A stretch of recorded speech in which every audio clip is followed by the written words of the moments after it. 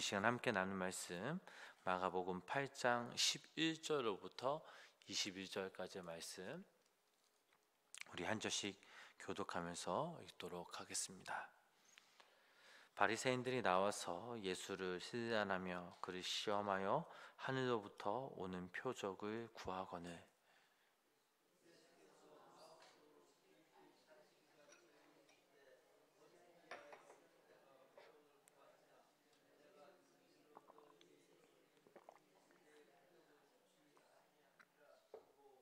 그들을 떠나 다시 배에 올라 건너편으로 가시니라.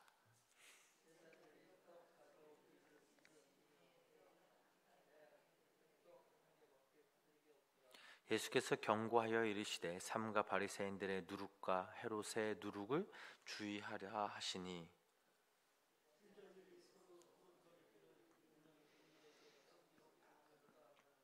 예수께서 하시고 이르시되 너희가 어찌 떡이 없으므로 수군거리느냐 아직도 알지 못하며 깨닫지 못하느냐 너희 마음이 둔하냐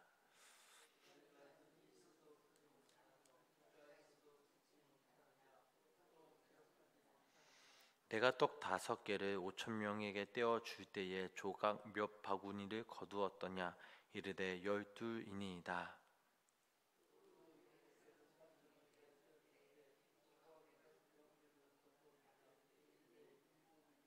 함께 읽겠습니다. 이르시되 아직도 깨닫지 못하느냐 하시니라. 아멘. 오늘도 주님의 전을 찾은 우리 성도님들 삶 가운데 하나님의 귀한 은혜와 사랑이 함께 하시기를 주님의 이름으로 간절히 축원합니다. 예수님은 달마누다 그 지방에 도착하시자마자 그곳에 있는 바리새인들이 예수님께 하늘로부터 오는 그 표적을 구하였습니다. 자, 여기서 하늘로부터 오는 표적이란 예수님께서 메시아 되심을 입증할 수 있는 분명한 표적을 말하고 있습니다. 바리새인들이 예수님께서 하늘로부터 오는 표적을 구한 것은 그것을 보고 믿기 위함이 아니었습니다. 이는 다 예수님을 음해하는 데 필요한 증거를 확보하기 위함이었죠. 실상 바리새인들도 불신앙의 그 모습을 보여주고 있습니다. 왜냐하면 예수님은 이미 하늘로부터 오는 그 수많은 표적을 이 유대 땅에서 보여주시고 있었기 때문이죠. 귀신을 쫓아내고 또 나병 환자와 중풍병자, 손 마른 사람 등 수많은 병자들을 고치셨고 죽은 아이를 살리셨고 또 오병이어의 기적을 보여주셨습니다. 그러나 바리새인들은 이러한 예수님을 메시아로 인정하지 못한 것이죠. 성경을 보면 하늘로서 오는 그 표적을 보인 사람들이 있습니다. 모세는 하늘에서 만나를 내렸고 엘리야는 하늘에서 불을 내려 재물을 불태웠습니다. 물론 이 모든 일은 다 하나님께서 하신 일이었지만 바리새인들은 그것이 사람이 행한 것으로 잘못 알고 있었습니다. 바리새인들 역시 지금 예수님께 구하는 것도 바로 이러한 표적들이었습니다. 그러나 사실 앞에서도 말씀드렸듯이 예수님께서는 당신께서 메시아이신 그 표적을 수없이 보여주셨죠. 성경을 보면 메시아가 이 땅에 오시면 행하실 일들이 예언되어 있습니다. 예컨대 병자들이 치유되고 귀신이 나가며 죽은 자가 살아나는 것 등이죠. 주님은 분명 이러한 표적들을 보이심으로 당신의 하나님이 보내신 메시아이심을 분명하게 드러내셨습니다. 지금 바리새인들은 자신들의 그 눈으로 그리스도와 그분이 메시아 되시는 표적을 보고도 깨닫지 못하는 영적 소경들이었죠.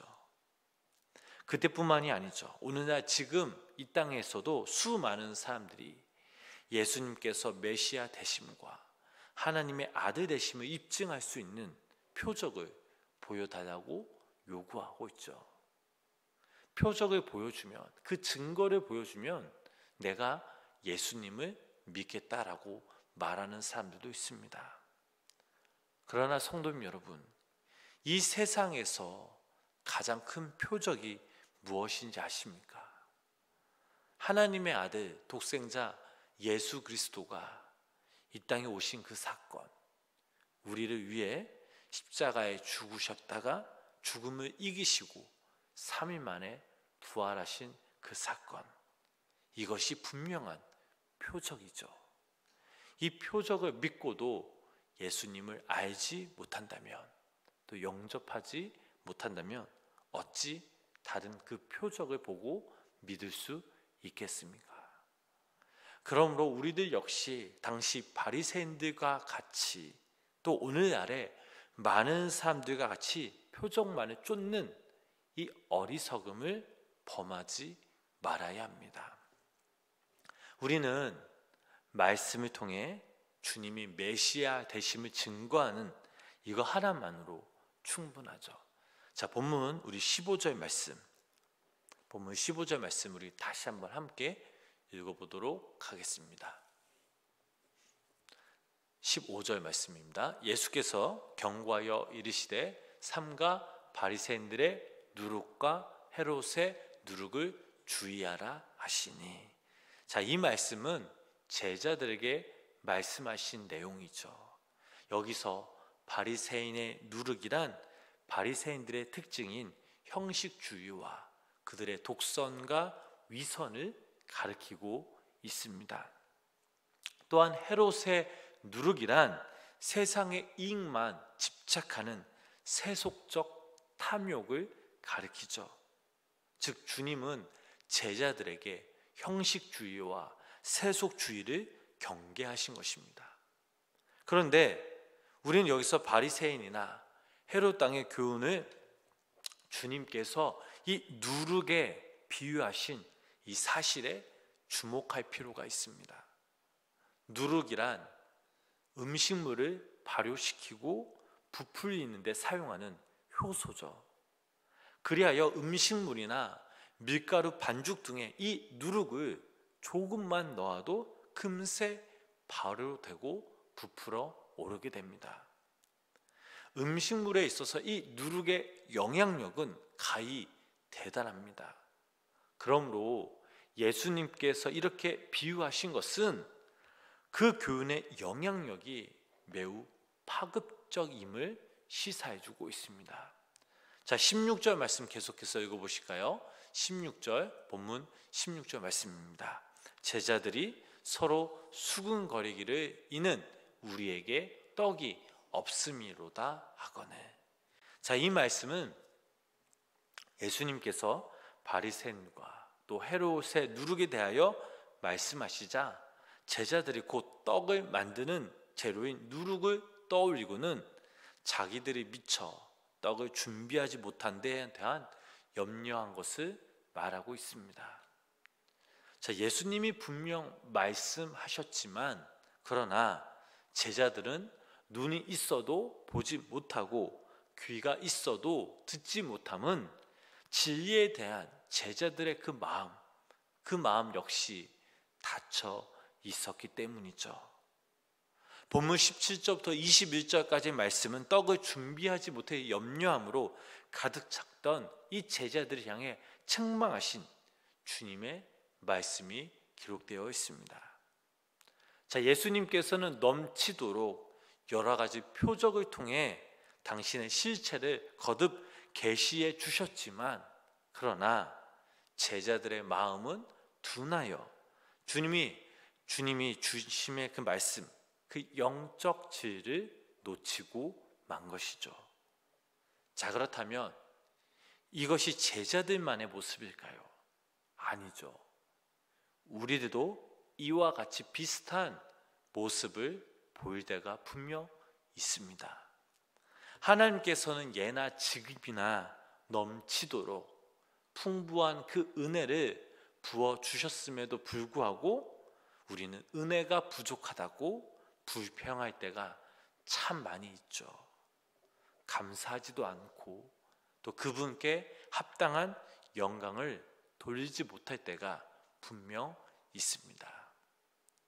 사랑하는 우리 성도 여러분, 하나님의 은혜가 부족하다고 불평하기 전 우리는 눈을 열고 성령으로 굳은 그 마음을 부드럽게 변화시키고, 그리하여 만물을 통해, 아니 지금 나와 함께 하시는 그 하나님의 능력을 보고 우리의 삶 가운데 역사하시는 하나님의 그 손길을 분명하게 깨달아야 될 줄 믿습니다.